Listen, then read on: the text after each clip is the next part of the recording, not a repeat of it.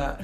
So Carlos, how did you end up in the restaurant business? How did you end up where you are? So I always loved cooking. You know, there's pictures of me as a child in the kitchen playing with my mom's pots and pans. My mom's an excellent cook, a great cook, and she would always cook these wonderful meals for me. And at a very early age, I took to it and, you know, started preparing my own meals, you know, simple breakfasts, and just kind of always really enjoyed cooking. And as I was getting older, I think my first cooking job or real cooking job was probably at the McDonald's in Coatesville. And, you know, I liked it. And from there, I just, throughout high school, I just kept working at different restaurants, just trying to learn as much as I could. And then eventually decided that, yeah, this is what I want to do and try to make a career out of it. So whatever place I would go to and I would work, you know, usually I was one of the younger employees there that they would have. So I would come in and I would start off as the dishwasher or the busser. And for me, it was always, I don't know, I just always wanted to do a good job. I always wanted to be a hard worker. I always wanted to be commended for my work. So I would try to just improve daily, and then eventually I would move up. And then I would become the salad cook, and then I would become the line cook, and then I just tried to, anywhere where I worked, I always tried to learn as much from everybody else so that I can move up the ranks, so to speak. Yeah. And I think that was key for me at each place that I worked, because it allowed me to learn pretty much every position that a restaurant has, and that was very helpful for me. Well, these places, these franchises, they have it down to a T. So they have these spreadsheets, and this was all new to me. I didn't know how to do any of it, but they teach you. They teach you, you know, the P&L. They teach you how to calculate labor, how to calculate food costs. All that was learned through their you know, through their policies and through their training. And it was a big part that was missing, that I don't know if I wouldn't have been shown that, if I would have been able to understand that as quickly as I could. So then we went through the process of trying to open a restaurant, and I had a partner all lined up, and we had a place, and we were going to open this awesome kebab shop, and unfortunately we couldn't agree on a contract, a financial contract, but I had already told everybody I was going to open a restaurant. So I was just embarrassed. I was like, how am I going to do this? So I knew I had a scooter, and all I needed was this, like the kebab machine. So I found a kebab machine in Seoul. I went, I picked it up, I brought it home pretty much on my back on the train.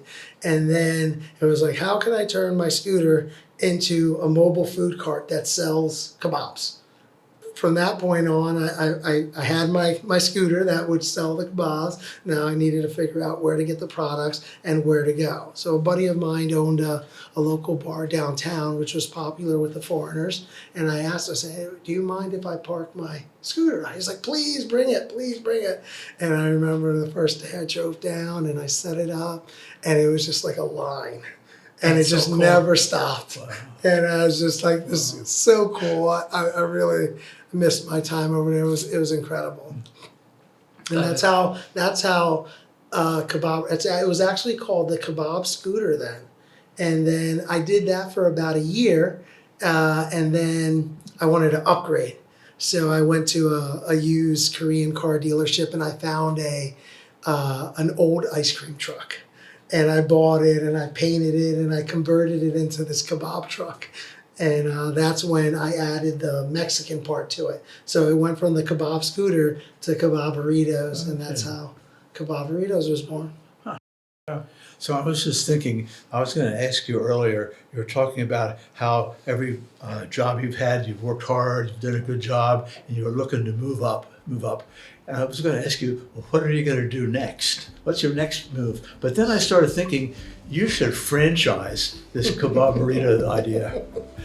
Well, that's the dream. Anybody who, well, I don't want to speak for anybody, but I know for me, I was like, all right, I want to open, my goal when I started Kaboburritos, I'm going to open one every 2 years. And in 5 years, I'm going to have 10, and somebody's going to come buy them from me, right? And I'm just going to be on their board or whatever. But, now, I mean, the amount of work that goes into running and doing a restaurant is incredible. So now that I have the two and my little boys, who I love very much, I'm finally at a point going on 9 years. This will be our 9th year with Kaboburritos, where I'm fully staffed and I have enough people so that I don't have to be there every day, all day.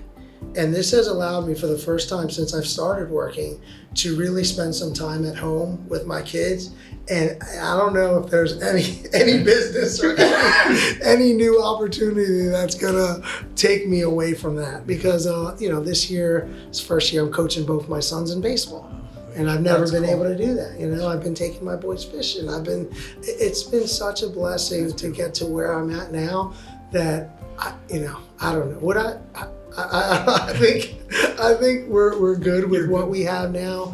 Barring any changes financially for us, I think we're just gonna enjoy what we have and just try to spend as much time with my family when my kids are young and be there for them.